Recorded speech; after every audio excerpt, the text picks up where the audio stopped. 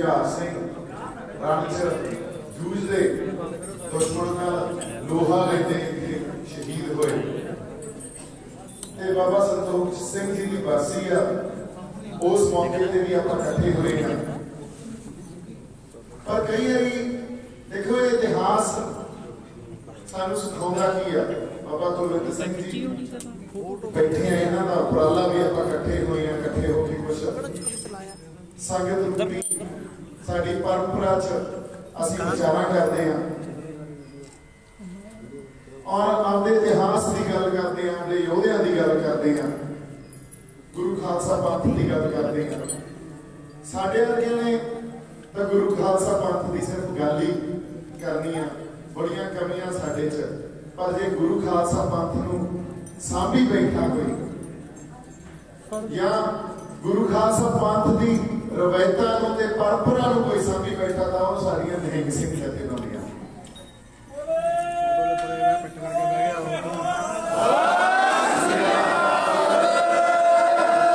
जदों किसानी संघर्ष शुरू होया,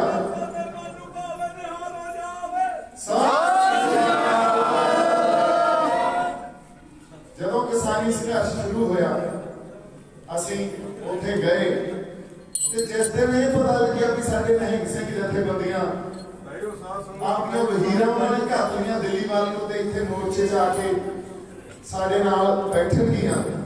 उहते सानूं ऐ लग्या भी साडी खालसा पंथ दी फौज जिहड़ी अकाल पुरख वाहिगुरू दी फौज आ, जे सरकार कोले उन्हां दी फौज बैठी है तो साडे कोले साडी फौज भी बैठी आ।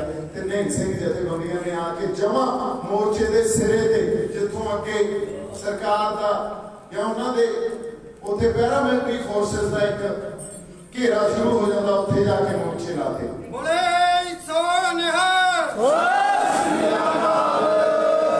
सो जदों किते पंथ ते भीड़ पैंदी है, जदों मनुखता ते भीड़ पैंदी है, जदों किते धर्म युद्ध लड़े जाते हैं, गुरु खालसा पंथ दीआं फौजां मोहरी ते मोढी होके उस धर्म युद्ध च हिस्सा पाउंदियां। इसे करके जिहड़ी परंपरा गुरु खालसा पंथ की 10वें पातशाह जिहड़ा पंथ साज गए, वो जदों प्रगट होंदा तो निहंग सिंह जथेबंदियां जदों आप उत्थे जाके गवाही करदियां तो पंथ प्रगट हो जाता। सानू माण आ साडे निहंग सिंह जथेबंदियां ते, सानू माण आ उस गुरु खालसा पंथ ते जिहदी रवायत जिहदी परंपरा तुसीं आपदे अंदर सांभी बैठे हो। मैं नतमस्तक होना उस जज्बे नूं ते उस तरह के हौसले नूं भी अज इस दुनिया च जिथे नवीं सोच मॉडर्न एक वर्ल्ड क्रिएट किया जा रहा है, एक नवीं आधुनिकता क्रिएट की जा रही है, मनुखी एक आधुनिक क्रिएट किया जा रहा, सिरजिया जा रहा, उत्थे तुसीं गुरु खालसा पंथ नूं सांभी बैठे हो। ये बहुत बड़ी मान वाली गल आ, तुहानूं सारिआं नूं अपने आप ते बहुत बड़ा मान होना चाहिए। ते असीं तां तुहाडे अगे क्योंकि पंथ उस परमेश्वर का अकाल का पंथ हमेशा ही नतमस्तक रखांगे। जिथे किते तुरे फिरते हैं पिछे ये खालसा पंथ बैठा, इसे करके तुरे फिरते हैं, बहुत सारे पल्ले की है। सो इतिहास की गल कर रहे सी, बाबा जुझार सिंह साहिबजादा जुझार सिंह इत्थे रण च दुश्मन नाल लड़दे शहीद हो गए। हुण जिहड़ियां कौमां दे इतिहास हुंदे आ, कल्ले सिख पंथ दी सिख कौम की गल ना करिए, इस धरती की वासियां उन्हां हर कौम की गल करिए जिन्हां कोले आपदा इतिहास आ। जदों उन्हां कौमां ते कोई भीड़ पैंदी आ, जदों कोई विपदा आउंदी आ, तां कौमां फिर आपदे इतिहास नूं याद करदियां, आपदे इतिहास दे योद्धियां नूं याद करदियां। क्यों करदियां? क्यों? क्योंकि वर्तमान च जदों भीड़ ते कोई विपदा पैंदी आ कौम ते फिर इतिहास च जाके असीं उन्हां तों सेध ते प्रेरणा लेनी हुंदी है। पर जे आए असीं समझिए भी सारे सेध प्रेरणा ते सेध लै लैंदे आ, ये भी गल नहीं। इस करके इतिहास की महत्ता की है, इनू समझना साडे वास्ते बहुत जरूरी है। कई बार असीं कह दिंदे आ भी इतिहास का जिहड़ा वो सिरजिया किस तरह जाता, साडे कोले साडा इतिहास की सी, अज दा इतिहास की सिरजिया जाता, इहदे च भी बहुत बड़ा फर्क आ। ते इतिहास की महत्ता की है, क्योंकि जिहड़ा गल सानू समझ आऊगी, जिस तरह समझांगे फिर ही महत्ता की समझ आउंदी है। किसे वेले साडी धरती ते इस खिते च जिहड़े लोग वसदे सी वो इतिहास की गल किवें करदे सी। इतिहास की गल साडियां नानियां दादियां जदों बड़े बड़े जलसे होने, गुरु महाराज की गल होनी, गुरुद्वारा साहब से जलसे होने, बरसियां के जलसे होने, गुरपुरब के जलसे होने, उतों ढाडी जत्थे आके वारा गाउंदे इतिहास की गल होंदी। इतिहास की गल सानूं साखियां सुनाईयां जांदियां, ਉਹਦੇ ਚ ਕੀਤੀ ਜਾਂਦੀ ਸੀ। ਸਾਡੇ ਕੋਲੇ ਸਾਡਾ इतिहास मौखिक रूप ਚ ਪਿਆ ਹੁੰਦਾ ਸੀ। ਕੌਮਾਂ ਦਾ इतिहास विश्वास ਤੇ ਟਿਕਿਆ ਹੁੰਦਾ ਸੀ, यादां ਤੇ ਟਿਕਿਆ ਹੁੰਦਾ ਸੀ। ਜਦੋਂ ਗੁਰੂ ਨਾਨਕ ਸਾਹਿਬ ਦੀ ਸਾਖੀ ਸੁਣਾਈ ਜਾਣੀ ਵੀ ਇੱਕ ਸੱਪ ਨੇ ਗੁਰੂ ਨਾਨਕ ਸਾਹਿਬ ਨੂੰ ਛਾਂ ਕਰਤੀ ਸੀ, ਇਹ ਵਿਸ਼ਵਾਸ ਹੀ ਸੀ ਨਾ, ਇਹ यादां ही सी ਜਿਹੜਾ इतिहास ਸਾਡੇ ਕੋਲੇ ਤੁਰਿਆ ਆਉਂਦਾ ਸੀ। गुरु 10वें पातशाह ने जो यह गल कही भी सब सिखन को हुक्म है गुरु मान्यो ग्रंथ, ये भी इतिहास मौखिक रूप से साडे कोले पहुंचा। ਇਹਦਾ कोई लिखित प्रमाण तो साडे कोले नहीं है। साडियां यादां ते साडे विश्वास के आधार ते साडा इतिहास पहुंचा। फिर गड़बड़ कित्थे हुई? गड़बड़ उदों हुई जदों अंग्रेज आके अंग्रेजां दा राज इस खिते च आया। अंग्रेजां ने आके जिथे राज करना होवे उस कौम नूं समझना, उन्होंने विश्वास नूं समझना, वो चलते कित्थों आ, किहड़ी चीज़ आ जिहड़ी उहनूं चलाउंदी आ उस कौम नूं, इहनूं समझना राज करने वाले जिहड़ा एक वर्ग हुंदा उहदे वास्ते बड़ा जरूरी हुंदा। अंग्रेज़ां ने आके साडे इतिहास नूं समझण की कोशिश की। उन्होंने कहा इन्हां कोल तां इन्हां दा इतिहास ही कोई नहीं, इन्होंने तो लिखिया ही कुछ नहीं हजे तक। इहदा मौखिक रूप जिन्होंने ढाडी जथे इन्हां दियां जब घरां च साखियां कहानियां जिहड़ियां सुनाईयां जांदियां इतिहास तां पिया ही उन्हां च। फिर उन्होंने विद्वान पैदा कीते, विद्वान पैदा कीते। विद्वान जिहड़े पैदा होए वो पैदा होए अंग्रेजी फलसफे या उन्हां सारियां रीति रिवाजां नाल जिहदे च इह दस्सिया गया सी भी जिस गल दा प्रमाण नहीं आ वो गल सच्ची नहीं।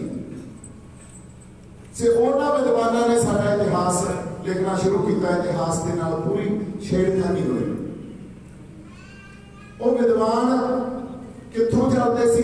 वो खालसा पंथ दियां या इस परमेश्वर या अकाल पुरख या कुदरत दियां रीति रिवाजां नाल नहीं चलते सी। मनुखी बुद्धि जो गल उन्हां नूं ठीक लगदी सी उहनूं ओह सफे ते लिख दिंदे सी भी आह गल दा कोई प्रमाण नहीं है, ये किसी तत्थ के आधार ते नहीं है, के आधार नहीं है। सो इस करके ये इतिहास की कोई महत्ता है ही नहीं। महत्ता किस गल की है जिहदा कोई प्रमाण जिहड़ी दलील दी जा सकती है भी आ फलानी गल फलाने थां ते होई सी, आ वेख लो आ जगह हजे उत्थे प्रतख पई है। सो इतिहास नाल बेइंसाफी अंग्रेजां ने शुरू की, साडे इतिहास नाल करनी ते आपदे हिसाब नाल साडा इतिहास नूं ढालता। उस तो बाद अंग्रेजों के जाने तो बाद साडे आपदे विद्वान पैदा हो गए। साडे आपदे विद्वानां ने आपदे हिसाब नाल उही है, क्योंकि पढ़ के कित्थों आए सी, उसे अंग्रेजी विद्या तो पढ़ के आए सी, उसे मॉडर्न विद्या तो पढ़ के आए सी। उन्होंने आप इतिहास को आपदे हिसाब नाल ढालता। अज जो स्कूलों च कालजां च इतिहास पढ़ाया जाता वो मैनूं किसी नूं कोई दस दे भी वो किसी तरह प्रेरणा ते सेध दिंदा होवे। पर जे इतिहास नूं सांभी बैठे हो तो तुसीं सांभी बैठे हो आपदे अंदर, जिथे अज असीं बाबा जुझार सिंह दे उस स्थान ते खड़े आ जिथे इन्हां दी शहीदी हुई सी। हुण इहदा की प्रमाण देणगे? विश्वास ते साडीआं यादां ही आ। शहीदी इत्थों किला उधर हुई सी, शहीदी इधर हुई सी, इस गल नाल इतिहास नूं फर्क पैंदा। पर इस गल ते भी सानूं उलझा देणगे। जदों अनंदपुर साहब श्री केशगढ़ साहब का किला छड्डिया उदों सरसा नदी च पानी गोडियां ताईं सी कि लक ताईं सी, इस गल ते भी उलझा देणगे नवें विद्वान दा। इस गल नाल इतिहास नूं कोई फर्क नहीं पैंदा भी पानी गोडियां ताईं सी कि लक ताईं सी। फर्क किस नाल पैंदा? फर्क इस गल नाल पैंदा भी वो कर की गए, मिथ किहड़े सिर च गए, किहड़ा धर्म युद्ध लड़ गए उस वेले दी हुकूमत, उस वेले दीआं सरकारां दे खिलाफ। सो जदों ਅਸੀਂ ਇਤਿਹਾਸ ਨੂੰ ਸਮਝਣ ਦੀ ਗੱਲ ਕਰਦੇ ਹਾਂ, ਅਸੀਂ ਕਿਹੜਾ ਇਤਿਹਾਸ ਤੇ ਕਿਹੜੀ ਮਹੱਤਤਾ ਸਮਝ ਰਹੇ ਹਾਂ, ਇਹ ਸਾਡੇ ਅੰਦਰ ਫਲਸਫੇ ਕਿਹੜੇ ਪੈਦਾ ਕੀਤੇ ਗਏ ਆ, ਇਸ ਗੱਲ ਤੇ ਬਹੁਤ ਵੱਡੀ ਸਮਝ ਹੋਣੀ ਚਾਹੀਦੀ ਹੈ। ਇੱਕ ਵਿਸ਼ਾਲ ਦਾਇਰੇ 'ਚ ਰੱਖ ਕੇ ਸਾਨੂੰ ਇਹਨਾਂ ਗੱਲਾਂ ਨੂੰ ਸਮਝਣਾ ਪਊਗਾ। ਇਸੇ ਤਰ੍ਹਾਂ ਅੱਜ ਕਿਸਾਨੀ ਸੰਘਰਸ਼, ਜਦੋਂ ਅਸੀਂ ਕਿਸਾਨੀ ਸੰਘਰਸ਼ ਦੀ ਗੱਲ ਕਰਦੇ ਹਾਂ, ਉੱਥੋਂ ਬਾਰ-ਬਾਰ ਇਹ ਗੱਲ, ਇਹ ਮੈਂ ਕਿੱਥੇ ਲਿਆ ਕੇ ਜੋੜ ਰਿਹਾ, ਇਹਨੂੰ ਸਮਝਿਓ। ਜਦੋਂ ਤੰਗ ਨਜ਼ਰੀ 'ਚ ਅਸੀਂ ਗੱਲਾਂ ਨੂੰ ਦੇਖਾਂਗੇ, ਤਾਂ ਸਾਨੂੰ ਵਿਸ਼ਾਲ ਦਾਇਰੇ 'ਚ ਰੱਖ ਕੇ ਮਹੱਤਤਾ, ਵਰਤਮਾਨ ਦੀ ਜਾਂ ਇਤਿਹਾਸ ਦੀ ਮਹੱਤਤਾ, ਦੋਨਾਂ ਗੱਲਾਂ ਦਾ ਸਮਝ ਨਹੀਂ ਆਉਣਾ। ਕਿਸਾਨੀ ਸੰਘਰਸ਼ 'ਚ ਸਾਨੂੰ ਇਹ ਗੱਲਾਂ ਦੱਸੀਆਂ ਗਈਆਂ ਵੀ ਇਹ ਕਿਸਾਨਾਂ ਦਾ ਸੰਘਰਸ਼ ਆ, ਇੱਥੇ ਨਿਹੰਗ ਸਿੰਘ ਜਥੇਬੰਦੀਆਂ ਕੀ ਕਰਦੀਆਂ, ਇੱਥੇ ਬਾਕੀ ਜਿਹੜੇ ਵਰਗ ਬੈਠੇ ਆ ਉਹ ਕੀ ਕਰਦੇ ਆ, ਇਹਦਾ ਕਿਸਾਨਾਂ ਦਾ ਸੰਘਰਸ਼ ਆ। ਇਹ ਹੁੰਦੀ ਹੈ ਤੰਗ ਨਜ਼ਰੀ। ਜਦੋਂ ਇਤਿਹਾਸ ਨੂੰ ਤੰਗ ਨਜ਼ਰੀ ਨਾਲ ਸਮਝਣਾ ਤੇ ਉਸੇ ਸੰਦਰਭ 'ਚ ਤੁਸੀਂ ਵਰਤਮਾਨ 'ਚ ਚੱਲ ਰਹੇ ਵਰਤਾਰਿਆਂ ਨੂੰ ਵੀ ਤੰਗ ਨਜ਼ਰੀ 'ਚ ਸਮਝਣ ਲੱਗ ਜਾਓ। ਫਿਰ ਤੁਹਾਨੂੰ ਐਂ ਲੱਗੂ ਵੀ ਵਾਕਈ ਗੱਲ ਸੱਚੀ ਆ, ਇਹ ਤਾਂ ਕਿਸਾਨਾਂ ਦਾ ਸੰਘਰਸ਼ ਆ, ਇੱਥੇ ਆਪਾਂ ਕੀ ਕਰਨਾ। ਪਰ ਕੋਈ ਵੀ ਸੰਘਰਸ਼ ਜਦੋਂ ਹਕੂਮਤਾਂ ਦੇ ਖਿਲਾਫ ਹੱਕ ਤੇ ਹਕੂਕ ਲਈ ਲੜਿਆ ਜਾਂਦਾ, ਉਹ ਇਕੱਲੇ ਕਿਸਾਨਾਂ ਤੱਕ ਸੀਮਤ ਨਹੀਂ ਰਹਿੰਦਾ। ਉੱਥੇ ਹੱਕ ਤੇ ਹਕੂਕ ਦੀ ਗੱਲ ਕੀਤੀ ਜਾ ਰਹੀ ਆ, ਹਕੂਮਤ ਦੇ ਖਿਲਾਫ ਸੰਘਰਸ਼ ਲੜਿਆ ਜਾ ਰਿਹਾ। ਜੇ ਨਿਹੰਗ ਸਿੰਘ ਜਥੇਬੰਦੀਆਂ ਜਾਂ ਸਾਡੇ ਅੱਗੇ ਬੰਦੇ ਉੱਥੇ ਬੈਠੇ ਆ, ਉਹ ਇਤਿਹਾਸ ਨੂੰ ਜਾਂ ਅੱਜ ਦੇ ਵਰਤਮਾਨ 'ਚ ਚੱਲ ਰਹੇ ਵਰਤਾਰੇ ਨੂੰ ਇੱਕ ਬਹੁਤ ਵਿਸ਼ਾਲ ਨਜ਼ਰੀ ਜਾਂ ਨਜ਼ਰ, ਉਸ ਵਿਸ਼ਾਲ ਦਾਇਰੇ 'ਚ ਰੱਖ ਕੇ ਸਮਝ, ਜੋ ਉਹਨਾਂ ਚਾਹੋ ਇਸ ਕਰਕੇ ਬੈਠੀ ਹੈ। ਨਿਹੰਗ ਸਿੰਘ ਜਥੇਬੰਦੀਆਂ ਉੱਥੇ ਗਈਆਂ, ਉੱਥੇ ਬੈਠੀਆਂ, ਉਹਨਾਂ ਨੂੰ ਇਹ ਕਿਹਾ ਗਿਆ ਵੀ ਤੁਸੀਂ ਵਾਪਸ ਚੱਲ ਜਾਓ, ਜਦੋਂ ਟਾਈਮ ਹੋਇਆ ਤੁਹਾਨੂੰ ਬੁਲਾ ਲਾਂਗੇ। ਐਡੀ ਤੰਗ ਨਜ਼ਰੀ, ਤੁਹਾਡੀ ਆਪਦੀ ਫੌਜ ਔਰ ਧਰਮ ਯੁੱਧ ਲੜਨ ਆਏ ਹੋਏ ਆ ਉਸ ਸਰਕਾਰ ਦੇ ਖਿਲਾਫ, ਉਹਨਾਂ ਬੀਜੇਪੀ ਦੇ ਲੀਡਰਾਂ ਦੇ ਖਿਲਾਫ, ਮੋਦੀ ਤੇ ਅਮਿਤ ਸ਼ਾਹ ਦੇ ਲੀਡਰਾਂ ਦੇ ਖਿਲਾਫ, ਜਿਹੜੇ ਨਿਰਦਈ ਤੇ ਜ਼ਾਲਮ। ਜਿੱਥੇ ਕਿਤੇ ਕੁਦਰਤ ਤੇ ਮਨੁੱਖਤਾ ਤੇ ਭੀੜ ਪਊਗੀ ਤਾਂ ਇਹ ਅਕਾਲ ਦਾ ਧਰਮ ਤੇ ਅਕਾਲ ਦਾ ਪੰਥ ਨਾਲ ਜਾ ਕੇ ਖੜੂਗਾ ਤੇ ਮੋਢੀ ਹੋ ਕੇ ਲੜੂਗਾ। ਪਰ ਇਹਨਾਂ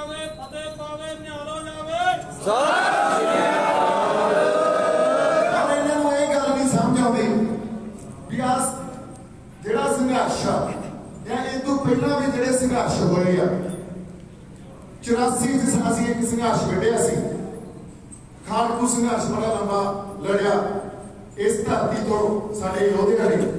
ਕੱਲ ਪਰਸੋਂ ਹੀ 6 ਜੂਨ ਸੀ, ਉੱਥੇ ਉਹਨਾਂ ਸਾਰੇ ਯੋਧਿਆਂ ਦੀ ਬਰਸੀ ਬਣਾ ਕੇ ਆਏ ਆ, ਉਹਨਾਂ ਨੂੰ ਯਾਦ ਕਰਕੇ ਆਏ ਆ। ਇਹ ਜਦੋਂ ਸੰਘਰਸ਼ ਲੜੇ ਜਾਂਦੇ ਆ, ਇਹਨਾਂ ਸੰਘਰਸ਼ਾਂ ਦੇ ਇਹਨਾਂ ਨੂੰ ਸਮਝਣਾ, ਇਹਦੇ 'ਚ ਪਰਤਾਂ ਕੀ ਹੁੰਦੀਆਂ। ਪੁਰਾਣੇ ਸਾਡੇ ਸੰਘਰਸ਼ ਨੂੰ ਸਿਰਫ ਭਿੰਡਰਾਂ ਵਾਲੇ ਸੰਤ ਤੇ ਇੰਦਰਾ ਗਾਂਧੀ, ਇਹ ਦੋ ਬੰਦਿਆਂ ਦੇ ਸੰਦਰਭ 'ਚ ਸਮਝਣ ਲੱਗ ਜਾਈਏ ਤਾਂ ਅਸੀਂ ਫਿਰ ਵੀ ਖਤਾ ਖਾ ਜਾਵਾਂਗੇ। ਅੱਜ ਉਹਦੀ ਗੱਲ ਤੇ ਕੱਲਾ ਮੋਦੀ ਕਰਕੇ ਖੜਾ ਤੇ ਇੱਧਰ ਕਿਸਾਨ ਖੜੇ ਆ, ਅਸੀਂ ਇਸੇ ਸੰਦਰਭ 'ਚ ਸਮਝਣ ਲੱਗ ਜਾਈਏ, ਅਸੀਂ ਫਿਰ ਖਤਾ ਖਾ ਜਾਵਾਂਗੇ। ਸੰਘਰਸ਼ ਦੀਆਂ ਬੜੀਆਂ ਪਰਤਾਂ ਹੁੰਦੀਆਂ, ਰਿਐਲਿਟੀ ਜਿਹੜਾ ਸੱਚ ਆ ਉਹਦੀਆਂ ਬੜੀਆਂ ਪਰਤਾਂ ਹੁੰਦੀਆਂ, ਜੋ ਚੱਲ ਰਿਹਾ ਉਸ ਵੇਲੇ ਉਹਦੀਆਂ ਬੜੀਆਂ ਪਰਤਾਂ ਹੁੰਦੀਆਂ। ਜਦੋਂ ਹੱਕ ਤੇ ਹਕੂਕ ਦੀ ਗੱਲ ਕੀਤੀ ਜਾ ਰਹੀ ਆ, ਧਰਮ ਯੁੱਧ ਲੜਿਆ ਜਾ ਰਿਹਾ, ਉਸ ਧਰਮ ਯੁੱਧ 'ਚ ਅਸੀਂ ਸਰਕਾਰ ਦੇ ਉਸ ਹਕੂਮਤ ਦੇ ਉਲਟ ਜਾ ਕੇ ਆਪਣੇ ਹੱਕਾਂ ਦੀ ਰਾਖੀ ਵੀ ਕਰ ਰਹੇ ਹਾਂ, ਆਵਾਜ਼ ਵੀ ਬੁਲੰਦ ਕਰ ਰਹੇ ਹਾਂ ਤੇ ਆਪਣੇ ਹੱਕ ਮੰਗ ਵੀ ਰਹੇ ਹਾਂ। ਫਿਰ ਉੱਥੇ ਜੇ ਅਸੀਂ ਇਹ ਕਹਿ ਦਈਏ ਵੀ ਇੱਕ ਸੀਮਤ ਦਾਇਰੇ ਜਾਂ ਇੱਕ ਸੀਮਤ ਇੱਕ ਮਨੁੱਖਤਾ ਦੇ ਵਰਗੜਾ ਹੀ ਸੰਘਰਸ਼ ਆ ਤੇ ਦੂਜੇ ਬੰਦਿਆਂ ਦਾ ਸੰਘਰਸ਼ ਨਹੀਂ ਆ, ਇਹ ਜਿਹੜੀ ਗੱਲ ਸਾਨੂੰ ਸਮਝਣੀ ਪਊਗੀ। ਜਦੋਂ ਕਿਤੇ ਕੁਦਰਤ ਨੇ ਕੋਈ ਅੰਦੋਲਨ ਖੜਾ ਕੀਤਾ, ਸੰਘਰਸ਼ ਖੜਾ ਕੀਤਾ, ਉਸ ਵੇਲੇ ਕੁਦਰਤ ਦੇ ਉਹ ਸਾਰੇ ਵਰਗ ਜਿਹੜੇ ਗੁਲਾਮ ਜਾਂ ਗੁਲਾਮੀ ਨਹੀਂ ਮਹਿਸੂਸ ਕਰਦੇ, ਦੇਖੋ ਇਹਨਾਂ ਨੇ ਤਾਂ ਪੜ੍ਹੇ ਲਿਖੇ ਗੁਲਾਮ ਪੈਦਾ ਕਰਤੇ। ਜਿਹੜਾ ਸਾਡੇ ਵੀ ਪੜ੍ਹੇ ਲਿਖੇ ਲੋਕ ਆ ਨਾ, ਉਹ ਵੀ ਗੁਲਾਮੀਆਂ ਦੇ ਗਲਾਂ 'ਚ ਪਾਈ ਫਿਰਦੇ ਆ। ਸਰਕਾਰਾਂ ਨੇ ਤੁਹਾਨੂੰ ਬਣਾਉਣਾ ਹੀ ਗੁਲਾਮ ਹੁੰਦਾ। ਜੋ ਨੀਤੀਆਂ ਘੜਤੀਆਂ, ਜੋ ਉਹਨਾਂ ਨੇ ਕਾਨੂੰਨ ਬਣਾਤੇ, ਉਹਨੂੰ ਜੇ ਤੁਸੀਂ ਮੰਨ ਲਓਗੇ ਤਾਂ ਠੀਕ ठीक है, पर जितने आपके हक की गल करोगे उतने इन्होंने थोड़े विरोध एक मुहिम विढ़ देनी है, जेलों च भी सिटना, तुहानू मारनगे भी, थोड़े दे गोलियां भी चलाउणगे। साडे नाल 84 च यही होया। उन्हां योद्धियां ने आपदे हक हकूक की गल नहीं कीती सी, धर्म युद्ध ही लड़िया सी। साडी परंपरा ही सी ना, चढ़ के आए नूं तेग ते दरदे आए नूं देग।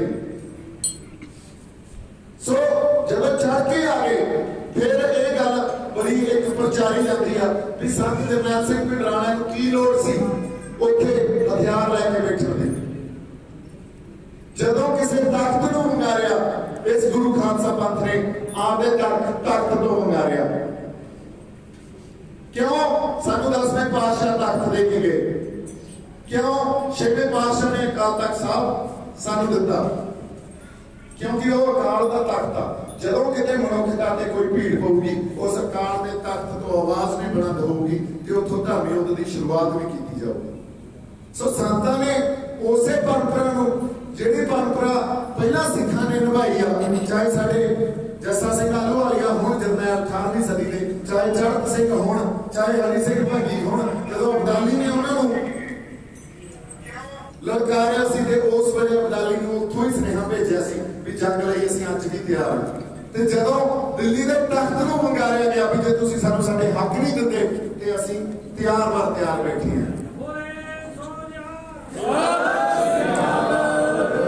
सो इन्हां रवायतां नूं भुल के आधुनिकता नवां जिहड़ी एक इन्हां ने सिੱਖਿਆ सिर च दी भी हथियार क्यों रखे सी।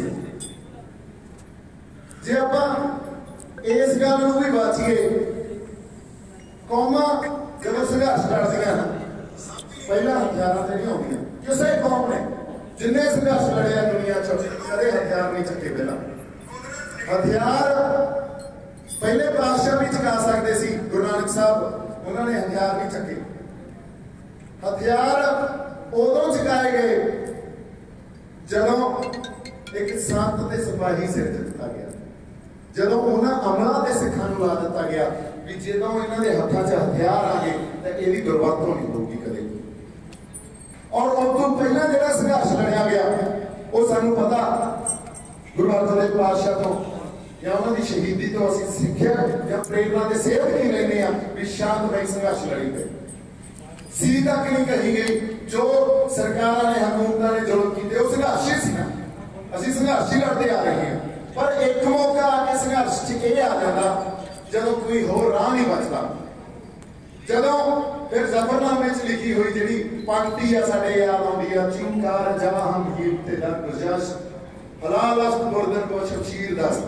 सो एक बैन हुंदा संघर्षां दा, इहने शुरू तां शांतमई ढंग नाल ही होना हुंदा, पर वो बैन किधर नूं खिच के लै जाए जदों तुहानूं सरकारां तुहाडे हक ते हकूक नहीं देंदियां, जदों तुहानूं वो स्पेस नहीं देंदियां जिहदे च तुसीं आपदे संघर्ष शांतमई ढंग नाल कर सको, ते अगला राह की बचदा फिर कहोगे कोई किसी को राज ना दे है जो ले है निज बल से ले है।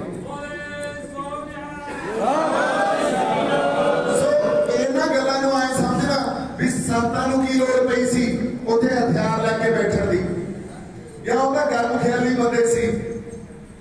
इहदा सरकार दी भाषा हुकूमतां दी भाषा हुंदी आ, जिहड़े बंदे संघर्षां दे वहण नूं समझदे आ, वहण किवें वहिंदे आ इहनूं समझदे आ, उहनां नूं इह गल दा पता भी कोई गर्म ख्याली ते नरम ख्याली नहीं हुंदा। इह तां एक संघर्ष दा वहण आ, इह एक मौके ते बड़ा शांतमई रहिंदा हुंदा, फिर किसी खास मौके ते किसी होर पासे भी तुर पैंदा।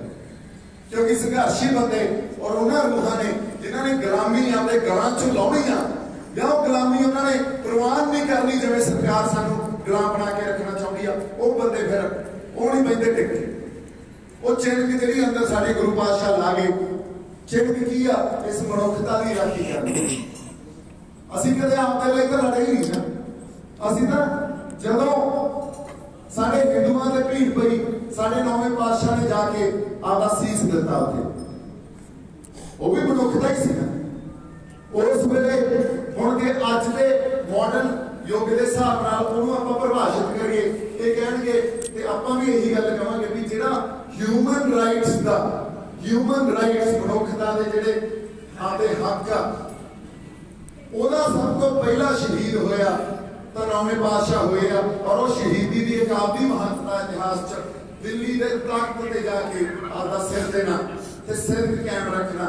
ਅੱਜ ਜੇ ਆਪਾਂ ਕਹਿ ਲਈਏ ਇਸ ਧਰਤੀ ਤੇ ਇਸ ਦੇਸ਼ 'ਚ ਸਾਡਾ ਹਿੰਦੂ ਭਾਈਚਾਰਾ ਵਸਦਾ ਤਾਂ ਹਿੰਦ ਦੀ ਚਾਦਰ ਜਿਹਨੂੰ ਆਪਾਂ ਕਹਿੰਦੇ ਆ, ਸ਼੍ਰੀ ਗੁਰੂ ਤੇਗ ਬਹਾਦਰ ਸਾਹਿਬ ਦੀ ਕਿੱਡੀ ਵੱਡੀ ਦੇਣ। ਔਰ ਦੇਣ ਕੀ ਸੀ? ਇਹੀ ਵੀ ਕੁਦਰਤ ਨੇ ਜਿਵੇਂ ਇਹਨਾਂ ਨੂੰ ਸਾਜਿਆ, ਕੁਦਰਤ ਨੇ ਜਿਵੇਂ ਪ੍ਰਮਾਤਮਾ ਅਕਾਲ ਪੁਰਖ ਨੇ ਇਹਨਾਂ ਨੂੰ ਜੇ ਹਿੰਦੂ ਬਣਾਇਆ ਤੇ ਤੂੰ ਇਹਨਾਂ ਤੇ ਜ਼ੁਲਮ ਨਹੀਂ ਕਰ ਸਕੇਗਾ, ਮੈਂ ਖੜਾ। ਉਹਨਾਂ ਨੇ ਜਾ ਕੇ ਇਹੀ ਕਿਹਾ ਸੀ ਨਾ ਵੀ ਇਸ ਸ਼ਖਸੀਅਤ ਨੂੰ, ਇਸ ਬੰਦੇ ਨੂੰ ਤੁਸੀਂ ਧਰਮ ਪਰਿਵਰਤਨ ਕਰਵਾ ਦਿਓ, ਅਸੀਂ ਹਿੰਦੂ ਹੋ ਜਾਵਾਂਗੇ। ਪਰ ਉਹਨਾਂ ਨੇ ਆਪਣਾ ਸਿਰ ਕਾਇਮ ਰੱਖਿਆ ਮਨੁੱਖਤਾ ਦੇ ਇੱਕ ਵਰਗ ਲਈ। ਕਿਉਂ? ਜਦੋਂ ਕਿਤੇ ਇਹ ਅਕਾਲ ਦਾ ਧਰਮ, ਅਕਾਲ ਦੀ ਸਿਆਸਤ ਤੇ ਅਕਾਲ ਦਾ ਆਪਾਂ ਜਦੋਂ ਗੱਲ ਕਰਦੇ ਆ ਸਾਡਾ ਤਖਤ ਆ, ਜਦੋਂ ਕਿਤੇ ਮਨੁੱਖਤਾ ਤੇ ਭੀੜ ਪੈਂਦੀ ਆ, ਕਿਸੇ ਵਰਗ ਤੇ ਪੈਂਦੀ ਆ, ਫਿਰ ਇਹ ਨਾਲ ਜਾ ਕੇ ਖੜੇ ਹੋ ਜਾਂਦੇ ਆ। ਅੱਜ ਕਿਸਾਨੀ ਸੰਘਰਸ਼ 'ਚ ਫਿਰ ਹੱਕ ਤੇ ਹਕੂਕ ਦੀ ਜਦੋਂ ਧਰਮ ਯੁੱਧ ਦੀ ਗੱਲ ਆਈ, ਅਦਰਵਾਈਜ਼ ਕੀ ਲੋੜ ਸੀ? ਕੀ ਲੋੜ ਸੀ ਸਾਡੀ ਨਿਹੰਗ ਸਿੰਘ ਜਥੇਬੰਦੀਆਂ ਨੂੰ? ਕੀ ਲੋੜ ਸੀ ਹੋਰ ਸਿੱਖ ਪੰਥਕ ਜਥੇਬੰਦੀਆਂ ਨੂੰ? ਕੀ ਲੋੜ ਸੀ ਸਾਡੇ ਅੱਗੇ ਬੰਦਿਆਂ ਨੂੰ ਉੱਥੇ ਆਉਣ ਦੀ? ਕਿਉਂ? ਉਹ ਬੰਦੇ ਜਿਹੜੇ ਗੁਲਾਮੀ ਨਹੀਂ ਆਪਦੇ ਅੰਦਰ ਪ੍ਰਵਾਨ ਕਰ ਸਕਦੇ, ਜਿਹੜੇ ਆਪਦੇ ਹੱਕ ਤੇ ਹਕੂਕ ਲਈ ਜਿਉਂਦੇ ਰਹਿੰਦੇ ਆ, ਉਹ ਬੰਦੇ ਹਮੇਸ਼ਾ ਹੀ ਆਪਦਾ ਸਿਰ ਚੱਕ ਕੇ ਖੜੇ ਹੋਣਗੇ। ਉਹਨਾਂ ਸ਼ਖਸੀਅਤਾਂ ਨੇ, ਉਹਨਾਂ ਰੂਹਾਂ ਨੇ ਜਦੋਂ ਕਿਤੇ ਜ਼ੁਲਮ ਤੇ ਜ਼ਬਰ ਹੋਊਗਾ, ਉਹਨਾਂ ਨੇ ਜੁਰਮਾਨੇ ਦੀ ਭਖਿਆ ਲਈ ਤਿਆਰ ਰਹਿਣਾ। ਸੋ ਜ਼ਿੰਮੇਵਾਰੀ ਅੱਜ ਵੀ ਸਾਡੇ ਤੇ ਬਹੁਤ ਵੱਡੀ ਆ। ਗੁਰੂ ਖਾਲਸਾ ਪੰਥ ਦੀ ਜ਼ਿੰਮੇਵਾਰੀ ਅੱਜ ਵੀ ਉਨੀ ਹੋਈ ਵੱਡੀ ਤੇ ਅਹਿਮ ਆ। ਜਦੋਂ ਕਿਤੇ ਉਸ ਵੇਲੇ ਜਦੋਂ ਗੁਰੂ ਸਾਹਿਬਾਨ ਆਪ ਇੱਥੇ ਸਰੀਰਕ ਰੂਪ 'ਚ ਸਾਡੇ ਵਿੱਚ ਸੀਗੇ, ਉਦੋਂ ਸੀ।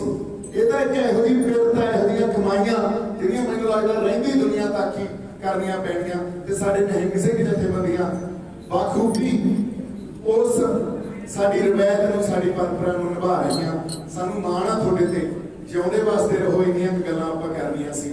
ਮੇਰੇ ਵੱਲੋਂ ਬਹੁਤ ਸਾਰਾ ਪਿਆਰ ਤੇ ਸਤਿਕਾਰ। ਵਾਹਿਗੁਰੂ ਜੀ ਕਾ ਖਾਲਸਾ, ਵਾਹਿਗੁਰੂ ਜੀ ਕੀ ਫਤਿਹ।